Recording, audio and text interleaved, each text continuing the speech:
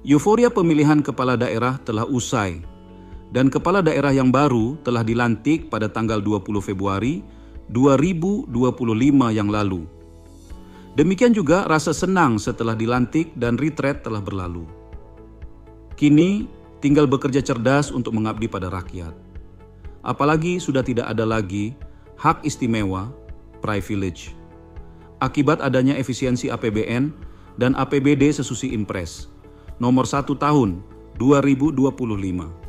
Kerja cerdas kepala daerah biasanya dapat dilihat dari gebrakan pada 100 hari pertama kepemimpinannya. Inilah masa kritis bagi seorang kepala daerah bagi keberhasilan kepemimpinannya selama 5 tahun ke depan. Karena pada masa inilah seorang kepala daerah akan mencurahkan segala visi dan misinya dalam membangun fondasi yang kuat untuk daerahnya. Keberhasilannya dalam 100 hari pertama akan berdampak kepada keberhasilannya 5 tahun ke depan. Asal konsisten dan melakukan peningkatan secara terus-menerus. Sebaliknya, kegagalan pada 100 hari pertama akan menyebabkan kendala pada periode kepemimpinannya bila tidak dilakukan perbaikan secara drastis, karena 100 hari pertama adalah masalah kritis dan krusial bagi seorang kepala daerah. Keberhasilan dan kegagalan 100 hari pertama, kepala daerah akan berdampak kepada masyarakat dan daerah. Apakah akan menjadikan impian tentang perbaikan masyarakat dan daerah menjadi kenyataan, atau malah menjadi sebaliknya, menjadi mimpi buruk bagi masyarakat dan daerah? Sehingga masyarakat dan stakeholder lainnya perlu mengawal, mengkritisi, dan memberi dukungan agar pada 100 hari pertama, kepala daerah berhasil menjalankan tugas dan fungsinya. Disinilah pentingnya masyarakat memiliki kecerdasan serta bijak dalam memilih pemimpin. Pemimpin yang baik dan berkhidmat pada masyarakat bukan dilihat dari tampang dan citranya, yang mungkin cuman polesan, ataupun dari jumlah uang dan materi dalam serangan fajarnya. Akan tetapi, seyogianya dilihat dari track recordnya, kecerdasan, kedewasaan emosional, kinerja selama berkiprah sebelumnya, program-programnya, dan kepeduliannya kepada masyarakat. Bukan mereka yang hanya peduli kepada keluarganya, golongan, dan partainya. Mereka yang hanya peduli kepada hal-hal tersebut bukanlah pemimpin yang patut dipilih. Beberapa tujuan mengawal 100 hari pertama kerja kepala daerah adalah: 1. Memastikan agar kepala daerah dapat membangun tim yang solid, program dan kegiatan yang akan memberikan dampak positif bagi kesejahteraan masyarakat dan kemajuan daerah, dan membangun komunikasi politik yang baik dengan masyarakat dan stakeholder lainnya. 2. Memberikan dukungan kepada kepala daerah untuk program-program yang bermanfaat bagi peningkatan pelayanan publik, kesejahteraan masyarakat, dan kemudahan dunia usaha untuk berinvestasi di daerah. 3. Memberikan kritik dan saran yang membangun apabila pelaksanaan program dan kegiatannya melenceng dari rencana pembangunan jangka menengah daerah, RPJMD, atau hanya mementingkan keluarga, golongan, dan partainya.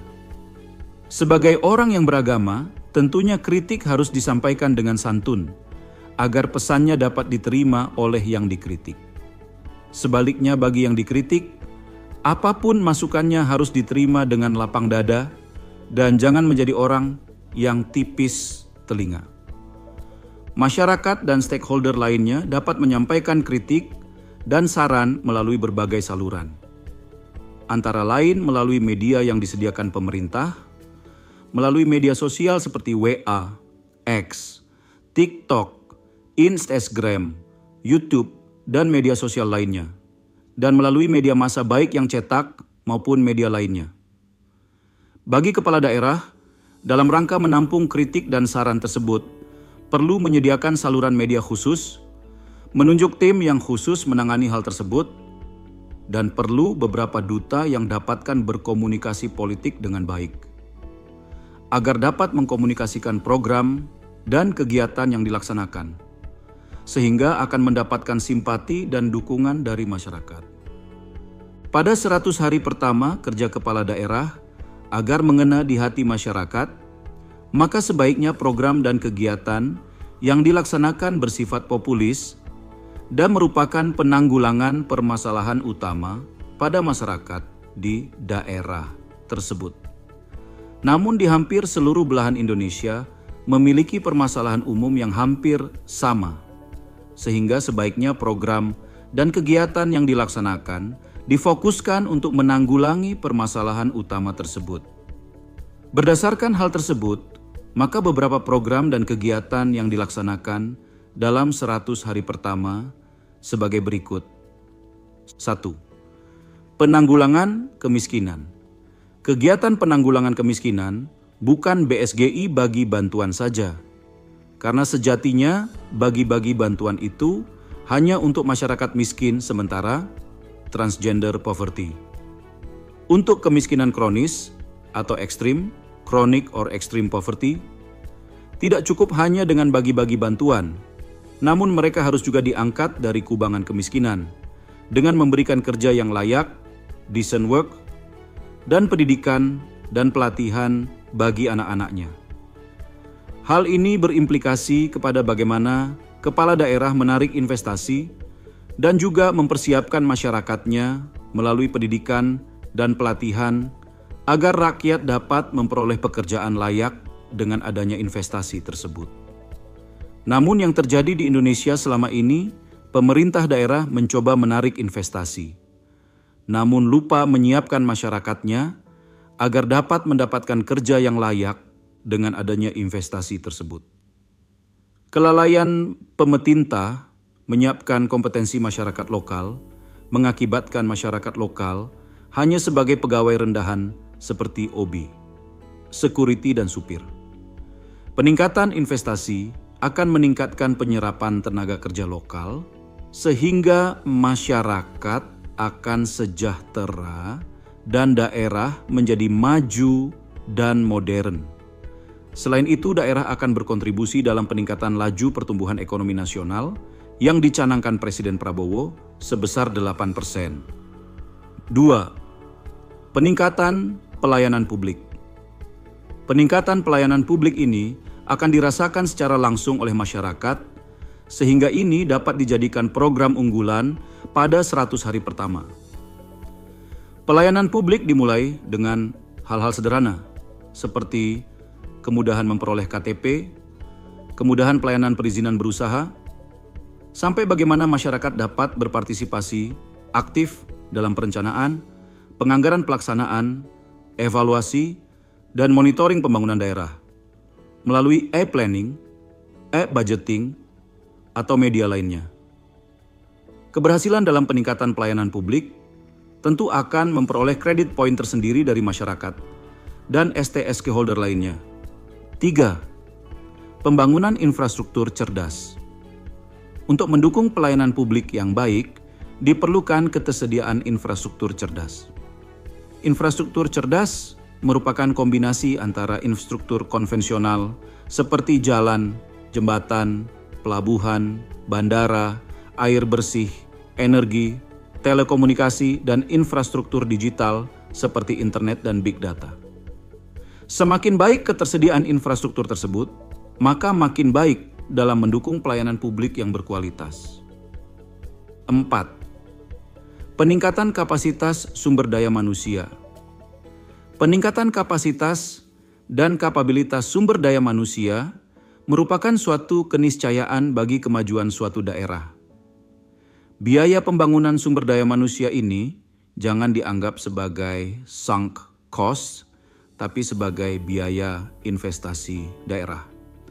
Karena dengan sumber daya manusia yang baik akan mendatangkan investasi baik dalam jangka pendek maupun menengah dan panjang. Peningkatan kapasitas dan kapabilitas sumber daya manusia bukan hanya untuk masyarakat, tapi juga untuk aparatur pemerintah daerah. Aparat pemerintah daerah yang kompeten akan mendukung pemerintahan daerah YSNG modern dan mempunyai tata kelola yang baik. 5. Penanggulangan korupsi. Masyarakat sudah muak dengan korupsi yang dipertontonkan para pejabat dari pusat sampai daerah, bahkan sampai desa. Ketahanan kepala daerah dalam menanggulangi korupsi dan teladan dari kepala daerah dan jajarannya untuk tidak korupsi tentu akan memperoleh apresiasi dari masyarakat dan stakeholder lainnya. Namun pemerintahan yang bersih menjadi syarat perlu atau wajib untuk menarik investasi maupun dukungan dari mitra pembangunan. Jadi dalam situasi efisiensi APBN dan APBD, menarik investasi dari dunia usaha dan anggaran pembangunan dari mitra pembangunan merupakan suatu keniscayaan. Beberapa program di atas yang merupakan permasalahan utama di berbagai daerah di Indonesia dapat dipertimbangkan sebagai program dalam 100 hari pertama kerja pemerintah daerah.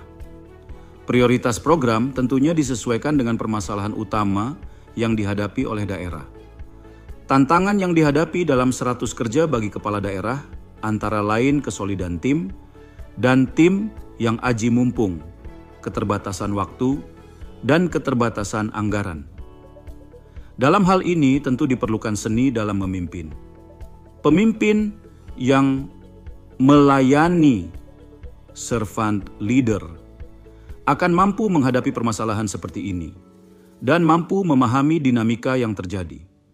Namun bagi orang yang menganggap jabatan kepala daerah sebagai tujuan, maka dia bahagia saat dilantik, tapi sengsara saat menjalankan tugas. Apalagi kalau tim kerjanya, kepala OPD, bukan tim impian, ini akan menjadi mimpi buruk bagi daerah selama 5 tahun ke depan. Sebagai masyarakat yang cerdas, mari kita kawal kerja 100 hari pertama kepala daerah, mulai dari gubernur sampai bupati dan wali kota.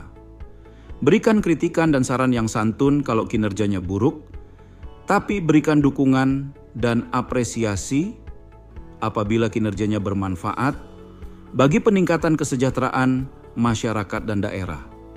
Selamat bekerja para gubernur, bupati, dan wali kota untuk berkhidmat bagi masyarakatnya. Semoga sukses.